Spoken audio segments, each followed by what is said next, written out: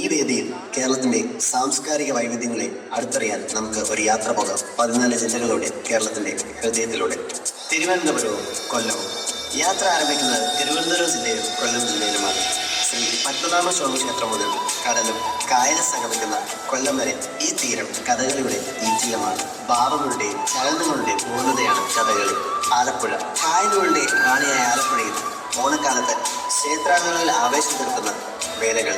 പോരാട്ട വീരത്തിന്റെയും പടപ്പാട്ടിന്റെയും പ്രതീകമാണ് വേലകൾ. പത്തനംതിട്ടയുടെ മണ്ണിൽ ഓണത്തെ വരവേൽക്കാൻ ഭദ്രകാളിക്ക് സമർപ്പിക്കുന്ന അനുഷ്ഠാന കലയാണ് പടയണി അരങ്ങേറുന്നത്. ആചാരങ്ങളുടെയും ഭക്തിയുടെയും തീവ്രതയെ ഇത് അടയാളപ്പെടുത്തും.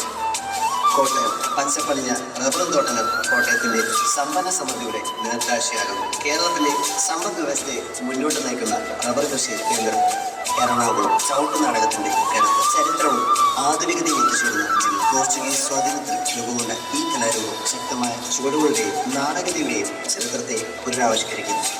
ഇടുക്കി. മലനിരയുടെ സൗന്ദര്യത്തിൽ മുങ്ങിക്കിടക്കുന്ന ഇടുക്കി. തേയില കൊള്ളുന്ന പെൺകുടികളുടെ പുഞ്ചിരി ഈ മലനാട്ടിലെ അധ്വാനത്തിന്റെയും ജീവിതത്തിന്റെയും നേർക്കാഴ്ചയാണ്.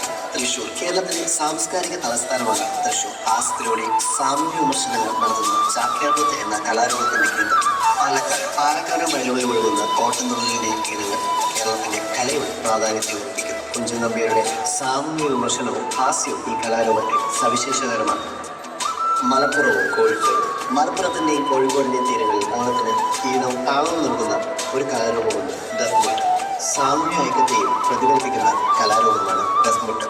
വയനാട്. പ്രകൃതിയുടെ മരത്തിൽ ജീവിക്കുന്ന വയനാട്ടിന്റെ തനത് പൈതൃകമാണ് മുടിയേറ്റ് എന്ന കലാരൂപത്തിലൂടെ ലോകം പറയുന്നത്. കണ്ണൂർ, കാസർഗോഡ്. ദൈവങ്ങൾ മനുഷ്യരോട് കൊടുക്കുന്ന കാവുകളിലെ തെയ്യം ഓണക്കാലത്ത് അതിന്റെ പൂർണ്ണതയെ അവതരിപ്പിക്കുന്നു. കാലമൊക്കെ മാറിയാലും കഥകൾ മരിക്കുന്നില്ല. ആയിരം വർഷങ്ങൾക്ക് മുമ്പ് ധർമ്മം ക്ഷയിച്ചപ്പോൾ തന്റെ മഴുവിന് കടലിൽ നിന്ന് ഒരു ഭൂമിക സൃഷ്ടിച്ച ഒരു മഹാത്മാവുണ്ട്, പരശുരാമൻ.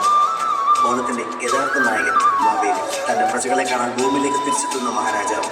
എന്നാൽ ആ വരവിനെ തടയിടാൻ 3 അടി മണ്ണുമായി വാമനനും എത്തുന്നു. ദൈവത്തിന്റെ സ്വന്തം നാടായ കേരളത്തിൽ ഇന്ന് ഓണാഘോഷങ്ങൾക്ക് തുടക്കം കുറിക്കുകയാണ്. എല്ലാവർക്കും സന്തോഷത്തിന്റെയും സ്നേഹത്തിന്റെയും സമാധാനത്തിന്റെയും ഓണാശംസകൾ നേർന്നുകൊണ്ട് ഞങ്ങൾ ഇവിടെ നിർത്തുന്നു. നന്ദി, നമസ്കാരം.